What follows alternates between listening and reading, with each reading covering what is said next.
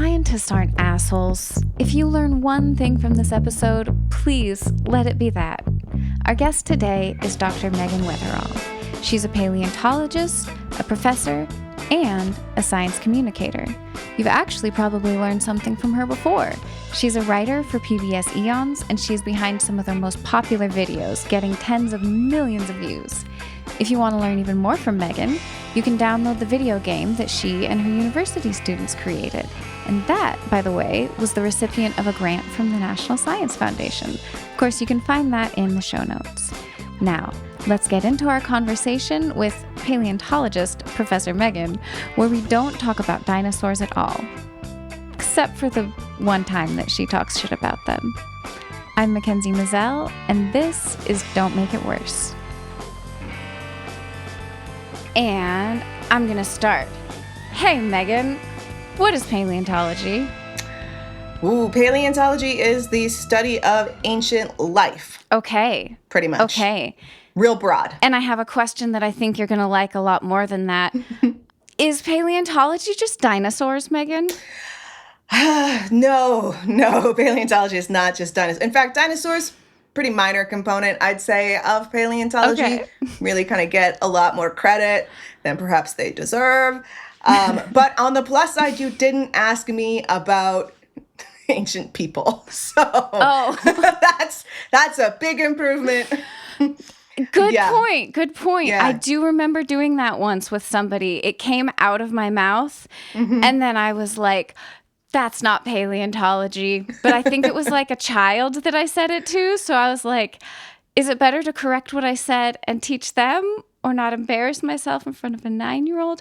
Anyway, okay, so you, just to get the technical stuff out of the way, you were talking off mic. I've talked to you before. I believe Oreodont is what you said. Yes. You're most passionate about. Yes. Yeah. So even though I have known you for a while and I stalk you online, I'm not sure what that is. Okay, so an Oreodont is it's an extinct animal. They used to be the most common mammal in North America, bar none, for like 50 million years, maybe 40, depending on how you cut it. Lots and lots of species did lots of different things. They are probably most closely related to camels, but most of them are kind of pig-shaped. But if you take a pig that's related to a camel, already there, some of them climbed trees and lived in trees. Others, I see where you're obsessed, roamed in big herds and bit each other's faces so badly that they left gigantic infections on the bone that we can still see. Why? Still others had massive trunks. And there's some that theorize, and I don't think it's necessarily that accurate, but it is a really fun picture. There are some that theorize that there were ones that lived in burrows pretty exclusively. So little hoofed animals in burrows. Oh my gosh. So are they all hoofed? Is that one of the ones common that lived denominators? in trees are clawed. Okay. The rest of them are hoofed. Okay. Yeah. Okay. So I'm just going to shoehorn in a pivot to what I want to talk about. Okay. Okay. Let's just start with, were there Oreodonts on the Ark? I'm not a religious expert. So, and as an atheist, I don't believe in the Ark. So I personally would say neither the Ark existed and Oreodonts were not on it. That said, I have heard various fossil animals being added to the list of the animals that are on the Ark, which does seem a little bit like a problem because they did not subsequently seem to make it off the Ark. And I'm not sure how that story then ends. I'll be honest, I didn't think about that part. Right? Like, it would make a lot more sense that they just couldn't load up. Maybe they're afraid of ramps. Right. And they just got left behind. They were too big. That you could explain like not most, but a lot of dinosaurs that way, honestly. Okay, so something that I have been loving talking to you about and that you are now a professor of is science communication. And something that we want to do on this show is connect with people, not put a finger in people's faces and tell them that they're wrong. And so especially as someone who I live half my time in somewhere rural. I have a lot of conversations with people who, don't see the world the same way that you and I do. Mm-hmm. As an expert on science communication, like, what are some ways to have those conversations? Like, using this as an example. Yeah. So when it comes to science communication, I think it's always really good to think about what exactly you want to happen in that conversation and lower your expectations. Because I find that a lot of people enter conversations, about the ark, conversations about evolution, conversations about fossilization, with the idea that if we just dump enough knowledge on the person who's approached us, that we will, I don't know, pound them into submission with facts. And then they will be just like us, our own little clones, and they'll believe what we want them to believe. And I think there's a variety of flaws with that philosophy, not the least being, why do you want to do that? Especially when it comes to something like religion, I think there's a big conversation that needs to be had about the fact that if you did pound the facts of evolution into somebody in a single conversation and they left believing entirely in that and not in their religion anymore, have you helped that person?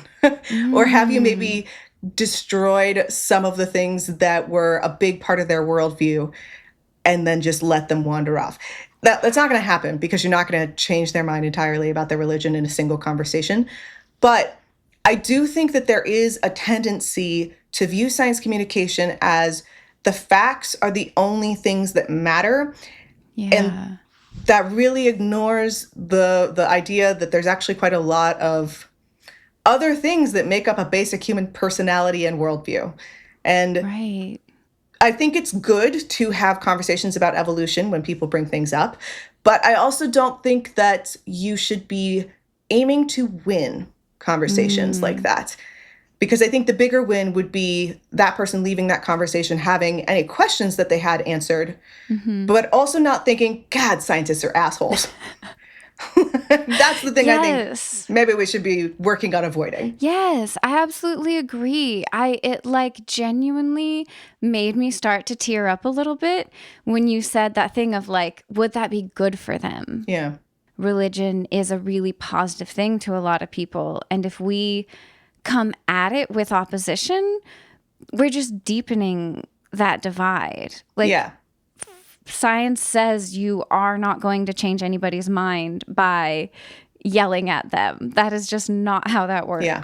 I think especially when it comes to the interactions between religion and like evolution, paleontology, we were probably one of the original shit stirrers as far as science communication goes, right? Like early on, that was one of the first big, this doesn't agree with what the Bible told everybody.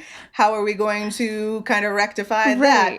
And as time has gone on, of course, more and more issues have become controversial, in and out, that sort of thing. But I think especially when it comes to religion, the goal shouldn't be to destroy somebody's religion and their religious worldviews. Like, that just seems like such a strange approach. Yeah. But it does feel like if you come into those conversations being like, the facts are all that matter, I'm going to win this, I am going to win this argument, I don't think you're really going to win too much of anything. Right.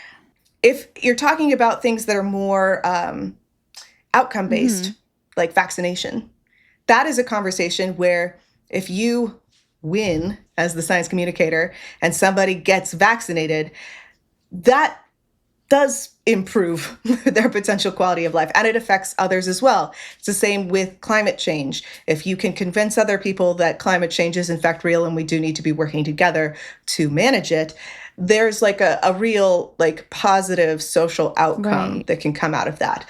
But as a paleontologist, a lot of the interactions that I end up having are about evolution, and I can make it is important to understand evolution. It is like a basic kind of tenet of modern biology, but not so important that a random stranger needs you to smash their skull in. Completely agree. At the end of the day, it really sounds like the communication is almost more important than the facts in some ways. It's about building goodwill between the communities. So I know I myself, and I think anyone listening to this, would love to be able to have those skills in their pocket.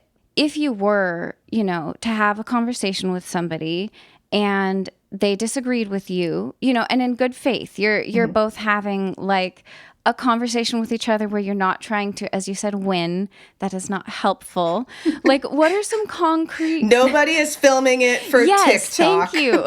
We are not debate bros. We are humans. Nobody has to be owned, God damn it. Like, what are some good skills to have in our pockets for when we come across with people who we disagree with?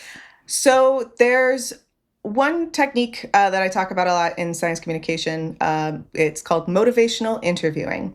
And what it really is a set of skills and questions that you as a science communicator can use to not be an asshole. It's basically like a stop and check. This is actually a conversation guide. It makes you ask questions, try to not assume things about why somebody believes something that they do, and gives them a chance to feel heard and gives you a chance to shut up and actually listen to them. Because if you want to understand why somebody believes something, it's very rarely going to be that they didn't know the basic facts of the situation. They've probably heard them a lot. It's more likely going to be that there is some other alternative reason that those facts are not meshing in with their reality in the same way that it meshes in with yours. And if you want to actually find and resolve that difference, you need to know what their personal circumstances are. It's not always feasible to do that, of course. You can't do that to a crowd of 100 people. True. But, I mean, maybe you can if you're really talented. I don't know. But if you are trying to have conversations with someone and you do want them to potentially come back and talk to you more about it, which should be the goal, that's what friendship is, right? So then what a nerdy thing to say that's what friendship is that you want them to come back and ask more questions. Yeah, I'm a scientist for a reason. I was just saying, well, you and I must be built the same way because I didn't hear anything wrong with it on the first time. No. But yeah, using techniques called motivational interviewing. There's a lot of demonstrations in medical science, and it really is just set up for, hey, doctor, don't be a jackass. Ask some questions first. Weird and Dead is a paleontology podcast that tells evolution's most embarrassing and bizarre stories. I'm Meaghan Wetherell. And I'm Amy Atwater, and we're two living scientists who are weirdly excited about dead things. On this podcast, we dish the details on the wildest stories that 500 million years of evolution have to offer. We're talking fossilized vomit, the seafaring techniques of ancient rafting lemurs, and the preservation potential of the insides of a duck-billed dinosaur, plus so much more. It's time for the hottest tea from prehistory. But warning, our podcast does get a little raunchy at times, and it is not for kids. Also not for people who are actively eating their lunch. You can listen to our show on Spotify or anywhere else that you usually listen to podcasts, or you can follow us over on Patreon, where $5 a month not only pays for our podcast and our editing, it also actually pays for some of our paleontological research, and you can find out more about that on patreon.com/weirdanddeadpodcast. Would it be too nerdy, speaking of us being a couple dorks, would it be too nerdy if we did a little bit of a role play? Can I ask you some questions from your field and then we can I haven't been Christian in a long time, but I think I remember the basic tenets of how to... Sure. Okay. Professor Meaghan, when I was growing up, I learned about how there were calculations done, and in the Bible, if you add it all up, the earth is 6,000 years old.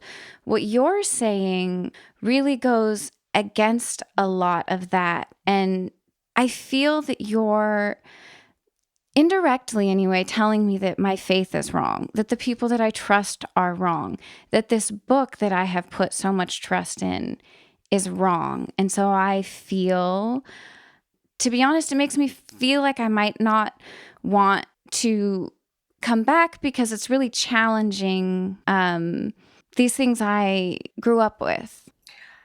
First off, I'm really sorry. I did not mean to offend you or criticize your religion at all. That is absolutely not the purpose of this class. The purpose of this class is to talk about generalized biology and evolutionary theory, and to talk about some of the scientific research that has gone into that. There are definitely plenty of scientists who do have religious beliefs, and there are faiths that are not incompatible with the facts of evolution. But I mean, this is also kind of like the process that the study of evolution went through initially, because the first people who started to look at fossils were very deeply religious people, and they started to find things that did not agree with what they were being told was true in the church at the time. So you're definitely not alone in feeling like there is a cognitive disconnect, because there sometimes can be. And it took like 200 years for the tenets of evolution to kind of be fully realized, as those scientists kind of they tried to rectify the difference between the concepts of evolution and the concepts of the religion in a way that made sense to them, and that actually applied to the world at large. And evolution is not a settled one and done science. We still learn more about it all of the time, but it's also something that we can see happening in front of our eyes. So when you say that it's disagreeing with your ideas of the world being 6,000 years old, is it the 6,000 years old component that is really throwing you for a loop? And scene. That was amazing. Meaghan, thank you so much for talking through all that with me. I really feel like you had so much genuine interest and care, and I got to jump back to that last thing that you were telling me about. You mentioned that the first people who, I don't know, accidentally created the field of paleontology, that they were religious, and they had a lot of like just kind of to explore more that conversation that your fake student and you were just having. Do you know much about what like those people said that they went through? Yeah. That must have been really confusing and hard. It was really confusing and hard. I know that one of the big initial things, at least that has been written up, and of course, all of this is conversations about evolution as perceived by Western cultures, Western science cultures, which is not the full universe. Truly. But that a lot of early paleontologists were finding these animals that were so weird that there was no way that they had just missed that animal running around town. And this was happening at a time when they were exploring the planet and getting to the other side of it, often conquering it. And so one of the biggest, and this is kind of how any sort of scientific like revolution that challenges your personal worldview is going to happen. You rationalize it and you fit it somehow into your schema, right? Like the way that you perceive the world, you find a way that it slots in as easily as it can. So one of the first ways that the idea that there are dead animals here that don't live here anymore, they must live on the other side of the planet. And we just haven't found them yet. And then we just kept not finding ichthyosaurs and not finding dinosaurs and not finding anything else. So that schema was no longer holding up. That was no longer taking the evidence and still fitting into this worldview. So the next kind of phase was, so they're dead because God didn't like them. So flood, baby. Flood. Sometimes it was they died during that exact flood. Sometimes they were just removed from the planet for other reasons. But the idea that they went extinct specifically because God did not like them.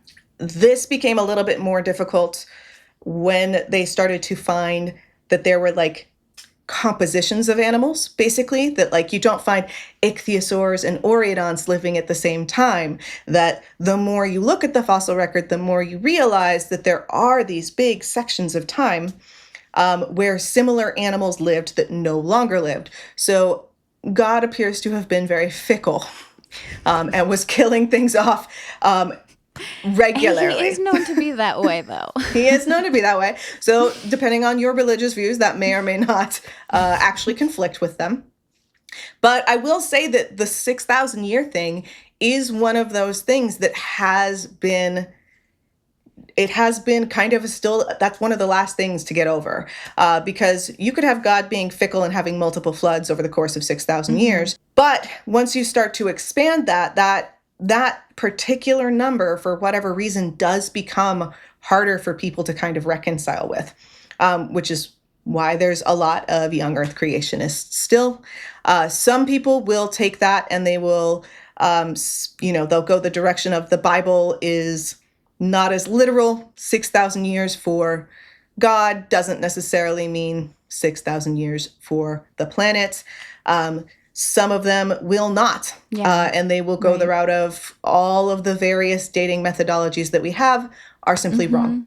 That's part of the motivational interviewing thing, is figuring out, okay, so is it that we can't possibly have the Bible be an exaggeration? Right. Or is it that we literally cannot have this be the 6,000 number has to stick? That's the thing. And why is that so important? Right. Because otherwise I can give them all the facts that they want. And what will happen is you'll have conversations that do this little circle. You'll be like, okay, well, so we do have radiometric dating, and we can date rocks that are very old. So we know that they're more than 6,000 years old. And then they'll be like, well, okay, how do you know that? Because you can't go back in time. And then we have to talk about the physics of particles. And then how do we know that the particles are right, and start to get into the nitty gritty. And sometimes that helps, and sometimes that just takes you down a weird rabbit hole. Right. And sometimes it doesn't matter if you tell them the facts, because they're still going to find a way to fit that into their schema that doesn't upset the rest of their worldview. And so good science communication is about identifying that mismatch and trying to address it as best you can. But also remembering that sometimes you don't need to. It's not always important that everybody has a great idea of radiocarbon dating. But it would be really great if they all knew that we weren't doing radiocarbon dating to be assholes. That would be preferable. Don't Make It Worse is brought to you by you. Help keep this podcast going by supporting us on Patreon. This whole show, top to bottom, is made by me. Every subscription helps me spend less time producing podcasts for my clients and more time working on this show. Visit patreon.com/Makenzie Weatherall, or since it's impossible to spell my name, you can just search Don't Make It Worse. I appreciate you. We're not exactly nearing the end of the show, but I am going to ask you the last question because I think we're going to talk about it for a long time. As you know, show's called Don't Make It Worse. I want to know how to make it better. So, considering our lives very tangibly would be better if people were a little more on board with science, be it vaccines, global warming, what have you. If we want to make a connection with people who see scientists as adversarial, what are some real tangible ways, just like we plebes who aren't in the science world can do that? I think a big part of it is that there is this disconnect, like scientists are not human beings. Okay. And part of that is our own fault, because we like to have people believe us because we are the authority. Mm-hmm. But there is a great paper called Who Doesn't Trust Fauci that was done right after COVID that basically looked at why people did not trust Dr. Anthony Fauci when he was making recommendations about COVID. And at no point, basically, was it that they thought he was wrong about the facts. They all thought he was correct about masks. He was correct about vaccines. That wasn't the issue. They just all believed that he didn't share the same values as him, as they did. That he essentially didn't value the economy, that he didn't value their ability to go to work, that he was living in this kind of alternate reality from the one that they lived in. And I've seen that kind of come up over and over again, the idea that the scientist is a fact machine that has, It delivers facts and then doesn't help you incorporate that into how you understand the world. And the second that we do that, we allow people to incorporate things into their own worldview however they want. And then we whine about it if it's not the exact way that we thought that they should. Because we just communicated facts and not how people should respond to those facts and how those facts interplayed with people's personal realities. So being like blaming people and being like, you didn't accept the information the way that I hoped you would is maybe not helping bridge that divide. Why don't I tell you that information again? I'll change it into a slightly different format. Maybe I'll do a TikTok video with my face superimposed upon some graphic. But the point remains the same. The knowledge deficit model is a model of science communication where the idea is that someone is doing something that you don't like. They're not getting vaccinated. They're pumping carbon dioxide into the atmosphere simply because they don't know that carbon dioxide is bad. They don't know that COVID is bad. Those are not true. That's so interesting. They probably do. They might not know absolutely every fact, and there are always valuable conversations to be had where you're kind of digging down on certain misconceptions. But you know what the number one thing is that people who don't believe in getting vaccinated across countries, not just in the United States, what's the number one commonality? I mean, I would assume mistrust in science, mistrust in doctors. Mistrust generally, yeah. That's actually number two. Okay. So that's a concept called reactance. This idea of like strong independence and needing to control their own reality. Okay. And having strong reactions to being told don't tread on me. Okay. You know, yeah. In all parts of life, that sort of. Yeah. Yes. Yeah. So that's number two. Okay. Number one is they're afraid of needles and they find them gross and they make them kind of want to gag. That's across countries. That's amazing. But that tells you so much. That tells you so much. Yes. Because it is for them, it is built on the reality that they can see and experience. It's not based on nothing. They have experienced needles and they know that they are bad. And so when they have people telling them, well, vaccines are bad, it already aligns.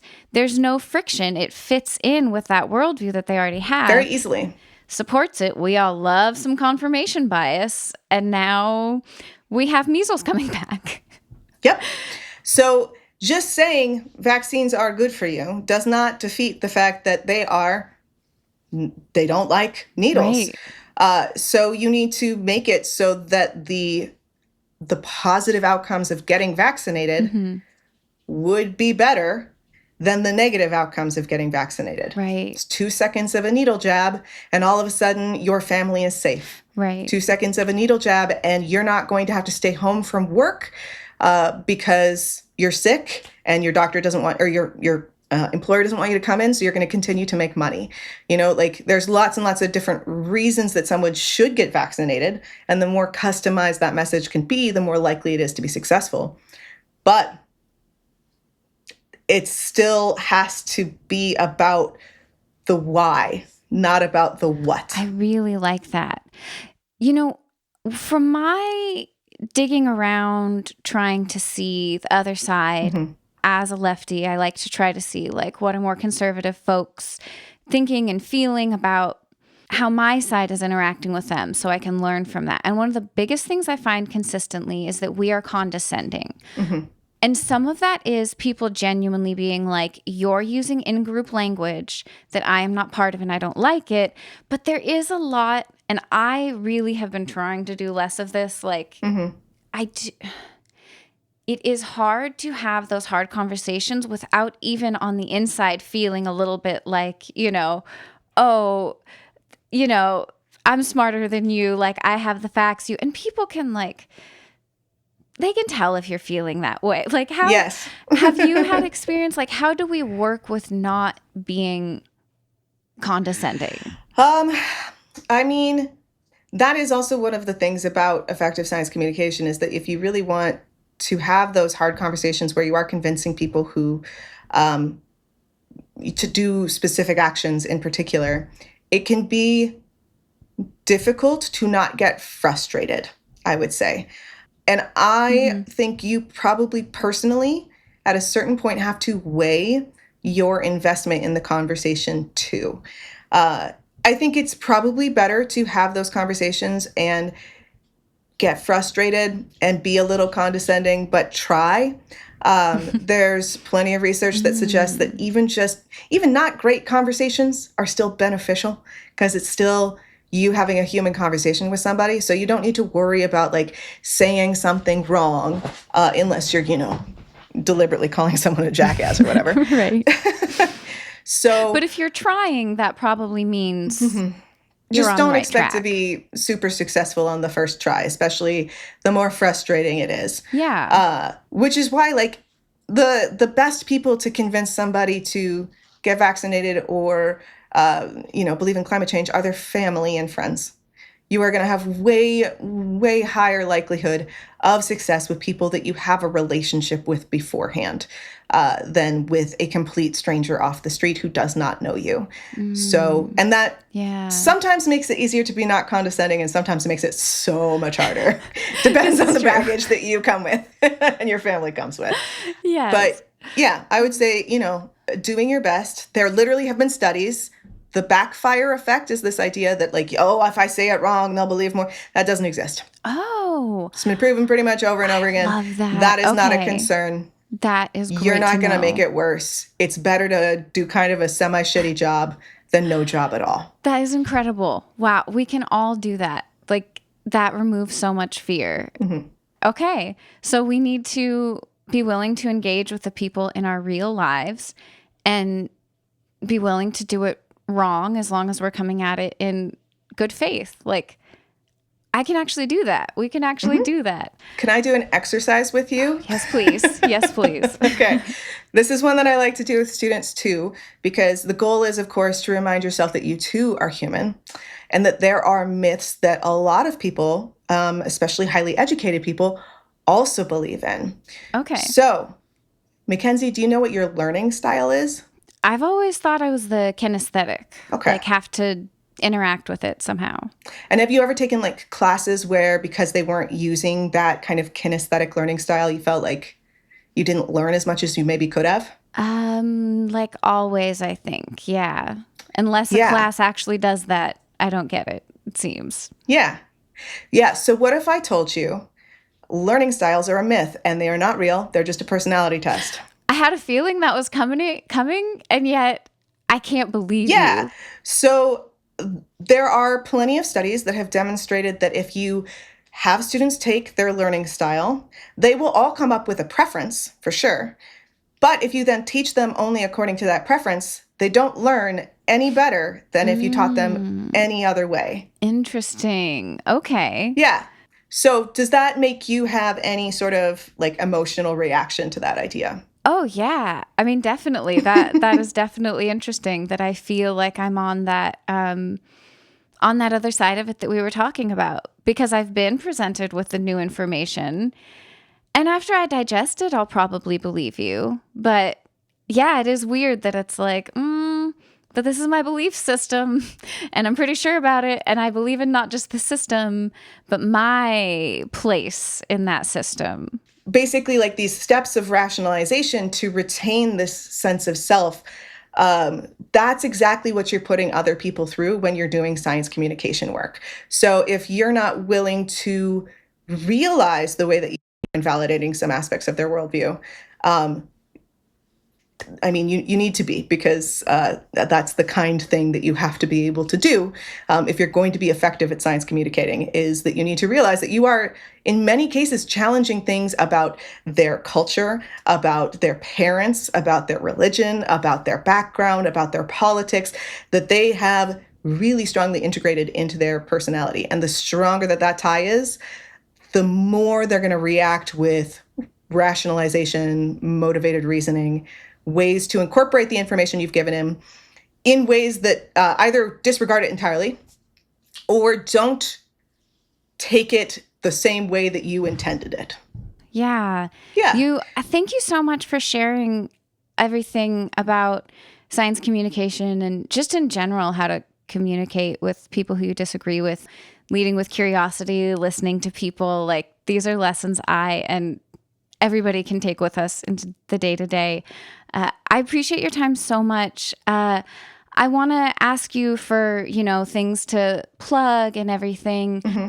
First plug I need to get from you. Tell us about this game. You said it's coming out imminently. Yes. So I have a video game that's coming out on Steam. It's free to play and download. It's called Finding Lake Chewaucan. Lake Chewaucan is like this ancestral dried up lake from Oregon. And it's a narrative-based game. So you play a time-traveling detective. You've been given a fossil bone, and you have to figure out everything you can about it. And by doing that, you play all these little mini games that help teach you things like you identify the bone, you figure out how old it is, you figure out, how that animal died, and then you spin it all together into a story to tell a little kid at their birthday party at the end of the game. And you can end the game whenever you want, but some of those stories are bad, and that kid cries.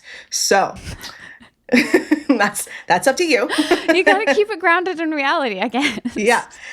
So that should be coming out on Steam. The idea of that game was essentially it's sneak attack. We're not marketing it as something that you're going to play in your high school or your middle school. It's something that we're hoping that people who are somewhat interested in paleontology might just kind of stumble across, and then they learn more about the paleontology of ancient Oregon through playing the game and get a little bit more curious and interested in it as a science. Okay. I love that. It's so exciting. I can't wait to see it. I'd love to give you the floor for anything else you want to plug, podcast, socials, anything at all that you're doing that you want people to know about. Sure. Weird and Dead is my paleontology podcast that I run with my best friend, Amy Atwater. Fun. It is very fun. We just started airing season 4 for the public, although we have been airing it for a long time on Patreon. And we're actually using our Patreon money to fund our research program in addition to paying our editor, which I can't talk about publicly yet. Oh, yeah, the secret. Yeah, but we've got... Oh, am I supposed to know? Oh, you can know. That's I'm okay. allowed to know, right? Yeah. But yeah, it is. It's pretty cool that we're able to actually use Patreon money to fund a fairly important scientific research project, which is under peer review and hopefully will come out soon. I'm excited about that too. Maybe more excited about that than the game. Oh, yeah. I mean, the game, it feels like I'm like, oh yeah, we've done that. It's done. Even though it's not, because it's still technically also under review. But yeah, I've been waiting a long time to talk about this fossil find publicly.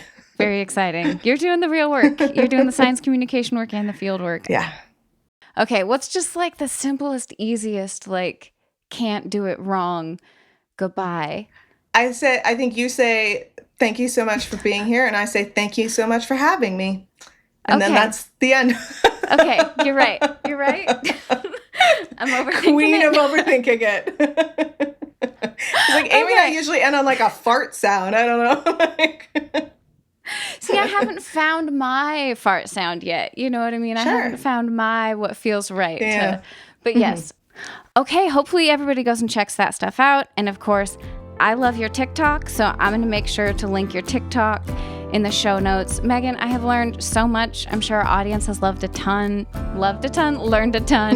Thank you so much for taking your time out of your busy weekend to join me today. Yeah, thank you so much for having me. It's been great.